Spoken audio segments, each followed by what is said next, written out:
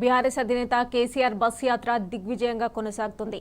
కాసేపట్లో నర్సాపూర్లో బస్ యాత్ర నిర్వహించనున్నారు. నర్సాపూర్ పట్టణంలోని క్రాస్ రోడ్స్ దగ్గర నిర్వహించే కార్నర్ మీటింగ్లో కేసీఆర్ ప్రసంగిస్తారు.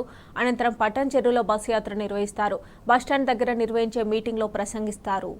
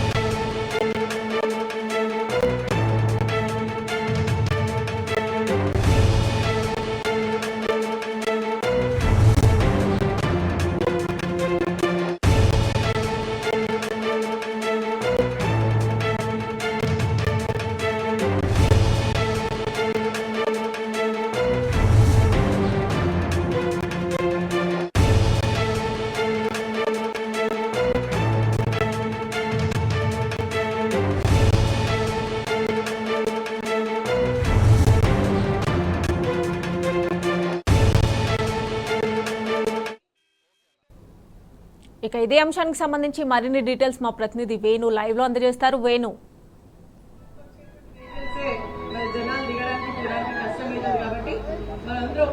మరికొద్దిసేపట్లో నర్సాపూర్ పట్టణానికి బీఆర్ఎస్ పార్టీ అధినేత కేసీఆర్ రాబోతున్నారు. బస్సు యాత్రలో భాగంగా ఈరోజు మెదక్ పార్లమెంటు పరిధిలో పోటీ చేస్తున్న వెంకట్రామరెడ్డికి మద్దతుగా ఎన్నికల ప్రచారంలో ఇక్కడ నిర్వహించబోతున్నారు. కార్నర్ మీటింగ్ జరగబోతుంది. ప్రస్తుతం మనం నర్సాపూర్ టౌన్ లో ఉన్నాం. ఇప్పటికే దీనికి సంబంధించిన పెద్ద ఎత్తున ఏర్పాట్లు కూడా పూర్తి జరిగింది. వేలాది మందిగా కేసీఆర్ సభకు కేసీఆర్ కార్నర్ మీటింగ్ వచ్చేందుకు వస్తున్న పరిస్థితి కనబడుతోంది.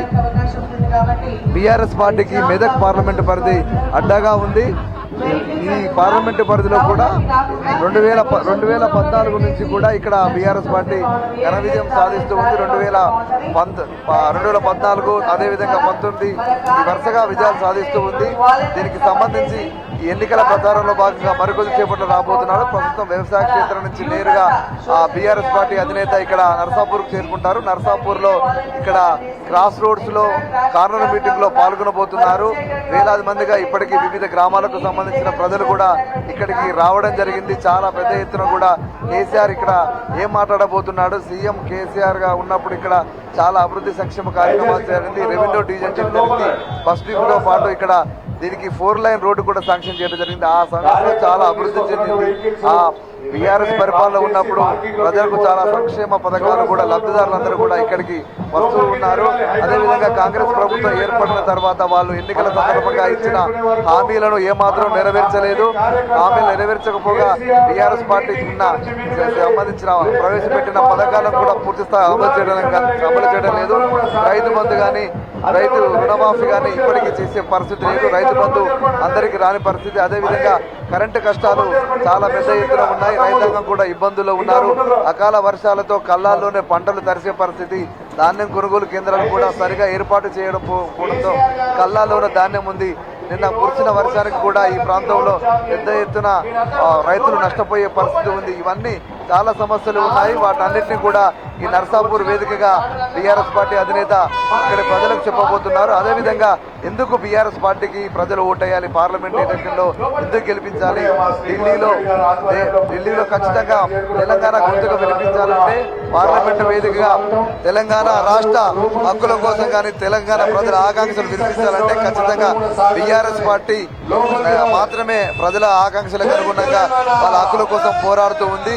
జాతీయ పార్టీలుగా ఉన్న కాంగ్రెస్ కానీ బీజేపీ కానీ తమ సొంత ప్రయోజనాలు తప్పితే రాష్ట్ర ప్రయోజనాల గురించి ఎలాంటి వాళ్ళు మాట్లాడే అవకాశం లేదు. పార్లమెంటు వేదికగా తెలంగాణ హక్కుల సాధన కోసం, తెలంగాణ ప్రజల ఆకాంక్షల కోసం పనిచేసే పార్టీ కేవలం బీఆర్ఎస్ పార్టీ కనుకనే ఖచ్చితంగా ఈ రానున్న పార్లమెంట్ ఎన్నికల్లో బీఆర్ఎస్ పార్టీని గెలిపించాలని ఇక్కడ ప్రజలను ఉద్దేశించి మాట్లాడబోతున్నారు. ఇప్పటికే పెద్ద ఎత్తున వివిధ గ్రామాలకు సంబంధించిన ప్రజలు కూడా ఇక్కడికి వస్తున్నారు. ట్రాఫిక్ కూడా పెద్ద ఎత్తున ఉంటున్న నేపథ్యంలో వాటిని డైవర్షన్ కూడా చేస్తున్నారు.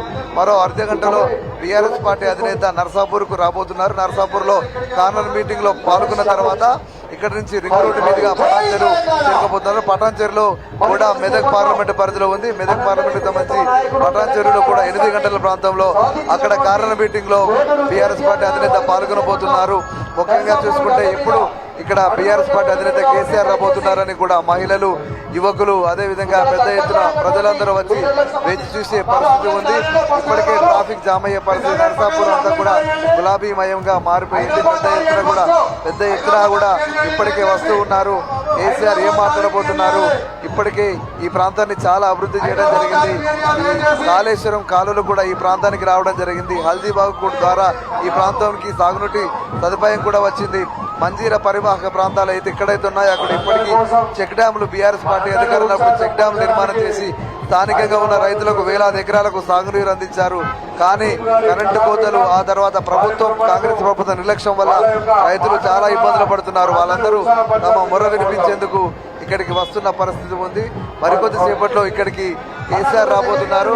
దానికి సంబంధించి ఇప్పటికి అన్ని ఏర్పాట్లు జరిగింది. సభా ప్రాంగణం కూడా పూర్తిగా జనాలతో కిరిసిపోయే పరిస్థితి కనబడుతుంది. ఈ మరో అర్ధ గంటలో బీఆర్ఎస్ పార్టీ అధినేత నర్సాపూర్లో జరిగే కార్నర్ మీటింగ్ లో పాల్గొనబోతున్నారు. ఈ కార్నర్ మీటింగ్ ముగిసిన తర్వాత దుండిగల్లో కూడా మాట్లాడబోతున్నారు. దుండిగల్ తర్వాత పటాన్చెరులో జరగబోయే కార్నర్ మీటింగ్ లో పాల్గొనబోతున్నారు.